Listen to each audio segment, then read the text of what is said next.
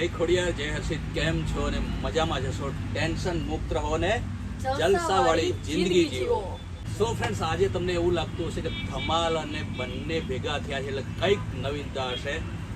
તો ફ્રેન્ડ્સ, ઘણા બધા મિત્રોની ફરમાઈશ હતી કે તમે ધમાલને વ્લોગમાં લેતા કેમ નથી, પરંતુ આજે ધમાલનું આવું કામ હોય છે એટલે ધમાલને વ્લોગમાં ઓછો લઉં છું. આ તમે જોયું, કોલ્ડ કોફીના 2 ટીન લાવ્યો, એનું ટીન પૂરું કરી દીધું અને અરે બોટલ, એની બોટલ પૂરી કરી દીધી અને મારી બોટલ ચાલુ કરી દીધી. જો અમારે બેન આવું જ ચાલતું હોય છે એટલે આવું તો ચાલે કરે, બરાબર? પણ ફ્રેન્ડ્સ, આજે તમને ધમાલની, મારી અને જિગ્નેશ કવિરાજ બારોટની ફિલ્મની વાતો અમે કરવા માટે ભેગા થયા છે. જે વાતો તમને ખબર નથી એ વાતો આજે મેં જે કર્યું છે એ બધી પોલ ખુલવાની મારી. બોલ નહીં, તે સારું જ કર્યું ભાઈ. હા, એ તો છે જ. સારું કર્યું કે પબ્લિકને જે ખબર નથી એ વાત તમારે. ફ્લોર ઉપર જે છે એ અમુક કંઈક એવા બનાવ બનેલા છે, કંઈક મસ્તીવાળા અને અલગ જ કોઈ જગ્યામાં વધારે લાગી ગયું એવું કંઈક બનેલું છે. એ આજે બધાને જણાવવું પડશે. સો ફ્રેન્ડ્સ, અત્યારે હું જે વાત કરવા જઈ રહ્યો, અમારી મૂવી હવે ક્યારે મળીશું, એમાં રાજદીપ બારોટ, જિગ્નેશ કવિરાજ બારોટ અને શ્લોક બારોટ એટલે ઉર્ફે ધમાલ, ત્રણેયની આ ફિલ્મ છે. અને આ ફિલ્મમાં જે અમને પ્રોબ્લેમો થયેલા, જે તમને ખબર નથી, એ આજે અમે વાત કરશું. તો એક સીન એવું છે કે જે સીનમાં જિગ્નેશ કવિરાજને ગુંડાઓ મારતા હોય છે, ફાઇટ ચાલતી હોય છે, એ સમયે મારી એન્ટ્રી હોય છે. જિગ્નેશ કવિરાજ મારો ભાઈ છે, મારો ભાઈબંધ બતાવ્યો છે, એટલે એને બચાવવા માટે હું આવું છું. અને ત્યારની જે એન્ટ્રી મારી બતાવી છે એ એન્ટ્રીમાં હું આંબાના ઝાડનું જે ડાળવું કહેવાય એ પકડીને હું પગથી ગુંડાઓને મારી રહ્યો છું. આવી એન્ટ્રી આ સીનમાં બતાવવામાં આવી છે. એ સીન તમે જોશો એટલે તમને ખબર પડશે. એ ટાઈમે સમજો કે મેં જે ડાળ પહેલાં પકડાઈ હતી મને ફાઇટ માસ્ટરે, એ ડાળ એકદમ પતલું હતું અને જેવું હું પકડીને જમ્પ કર્યો એની સાથે એ ડાળ તૂટીને હું નીચે પડ્યો. એ તમને ખબર નહીં હોય, કારણ કે જ્યારે શૂટિંગ કરતા હોય, જે શૂટિંગ કરતા હોય એને જ ખબર હોય.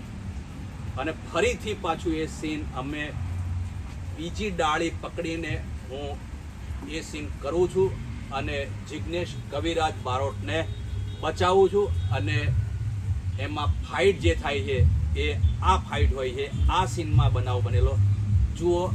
આ સીન ફ્રેન્ડ્સ, તમે જોઈ રહ્યા છો, આ સીનમાં જીગાને મારી રહ્યા છે અને હવે થશે મારી એન્ટ્રી. આ મારી એન્ટ્રી છે અને આ એન્ટ્રીમાં હું જીગાને બચાવું છું અને ફાઇટરોને મારીને ભગાડું છું.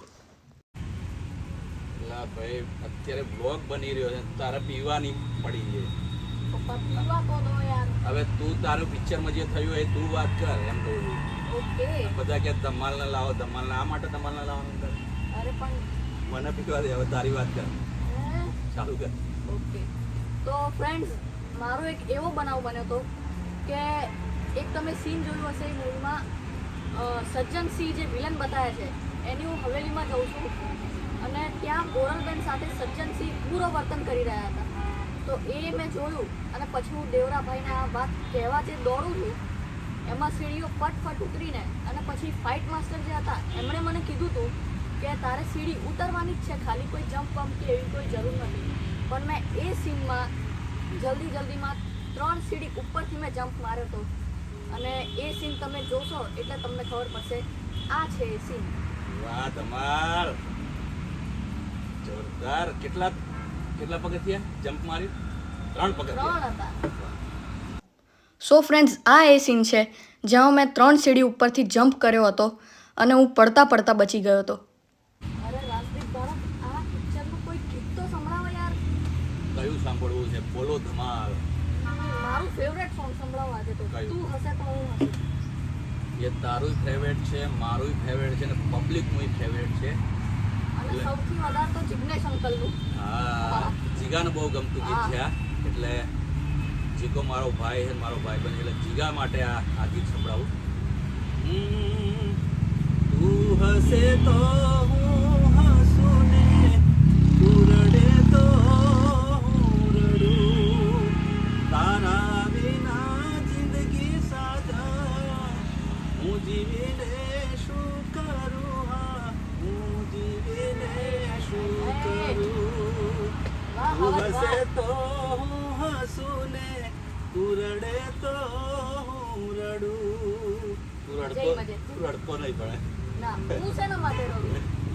તો ફ્રેન્ડ્સ, આ પિક્ચરમાં ઘણી બધી વાતો એવી છે કે તમને ખબર નહીં હોય, એટલે તમને અમે બંને જણા ધમાલને બંને જણાવવા માટે બેઠા છે.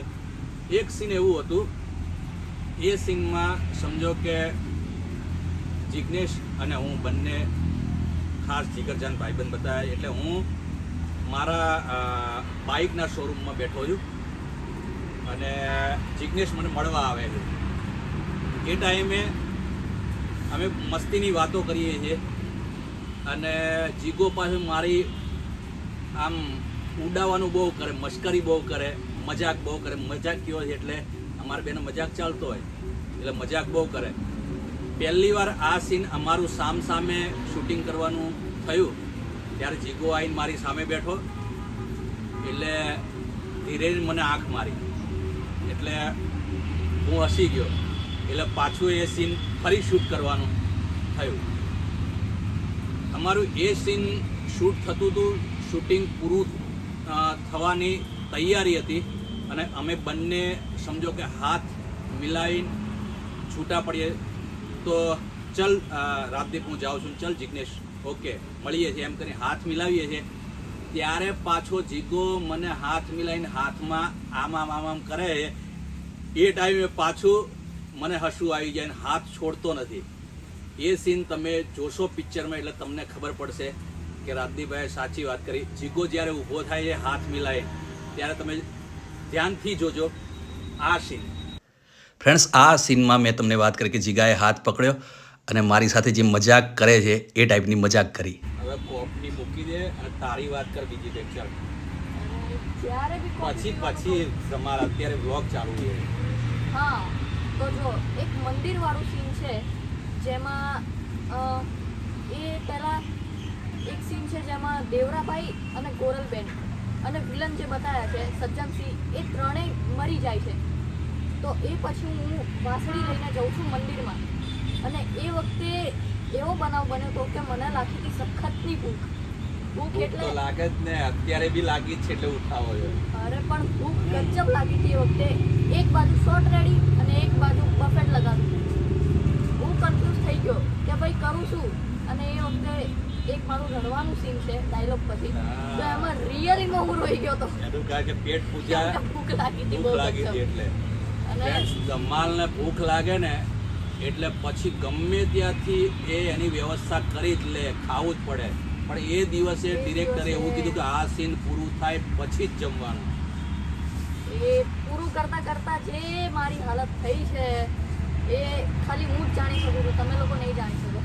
ફ્રેન્ડ્સ, એ સીન તમે જોશો ને એટલે તમને ખબર પડશે કે ઓલરેડી એને ગ્લિસરીન આપવામાં આવ્યું નહોતું ધમાલને અને એની જાતે આંસુ આવી ગયા હતા. એક બાજુ ગરમી તડકો ને એમાં સીન શૂટ કરવાનું, એક બાજુ ધમાલને ભૂખ લાગેલી. એક તો નીચે બેસો તો એ બી ગરમ લાઈ હતું. હા, એટલે શું થઈ જાય? દાબેલી. જાય બીજું શું. તો ફ્રેન્ડ્સ, આ સીન તમે જોશો ધમાલનો એટલે તમને ખબર પડશે. સો ફ્રેન્ડ્સ, આ સીનમાં મને ભૂખ લાગી હતી અને હું રડી ગયો હતો. સો ફ્રેન્ડ્સ, હવે ટાઈમ થઈ ગયો છે આજના વ્લોગને એન્ડ કરવાનો. પરંતુ એન્ડ કરતાં પહેલાં મારા તમામ ચાહકોને નમ્ર વિનંતી કે અમારા આવા નવા વ્લોગ તમારે જોવા હોય, અમારી ફિલ્મ વિશે તમારે કંઈ જાણવું હોય, અમારા ગીત વિશે કંઈ જાણવું હોય તો તમે કોમેન્ટ કરજો. તો તમારા માટે અમે એવો વ્લોગ બનાવશું. તો આજનો વ્લોગ તમને કેવો લાગ્યો એ કોમેન્ટ કરી જરૂર જણાવજો. લાઈક કરજો, શેર કરજો. ચેનલને સબસ્ક્રાઈબ ના કરી હોય તો હમણાં જ કરી લો. તો મળીએ છીએ નવા બ્લોગમાં. ત્યાં સુધી thank you. so so much. much.